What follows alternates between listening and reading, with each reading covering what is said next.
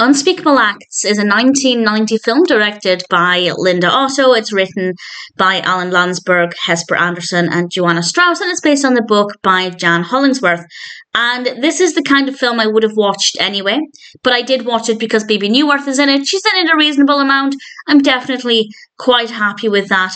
And this is the story of Dr. Laurie, a child psychologist, and Joseph Braga, and according to IMDb, it's based on the aforementioned book and also police reports, court documents, interviews, and news reports. And these are reports of children who were very badly sexually abused. And obviously, that's quite a heavy topic for the film. And I think they did a really good job with it. I think the reason I like films like this in general is because I think they highlight something that's so important, and there's never too much information about this out there. The more people who are aware that this happens, of things to look out for, of how children might respond in response to this kind of thing, is so significant. It's so important. And this film definitely helps to raise awareness. And it's an emotional ride. It absolutely is. I think the children in particular did a great job. I don't know how much they understand about the film that they were making, but there's a particular courtroom scene, and I won't go into any detail about this, where children are present, and it's difficult to watch because it's based on truth. Even if it wasn't based on truth, it would be difficult. But it's very challenging, and I think it does a really great job of highlighting these issues.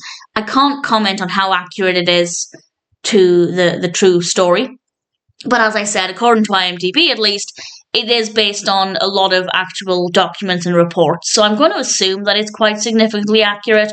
But if anybody has any thoughts on that, please feel free to share. We have some great performances. We have Jill Clayburgh and Brad Davis. We have, as I've mentioned, Bebe Neuwirth. And ultimately, I'd say I enjoyed it for the right reasons because it's a very powerful film.